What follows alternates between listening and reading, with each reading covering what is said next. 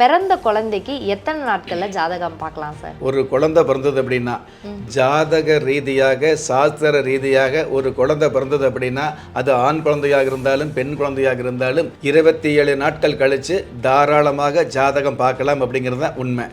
அப்படி முதலாக ஜாதகம் 27 நாள் கழித்து பார்க்கக்கூடிய அந்த ஜாதகம் முதலாக பார்க்கக்கூடிய ஜாதகம் வந்து நல்ல நேரத்தில் பார்க்கணும் அப்படிங்கிறத உண்மை.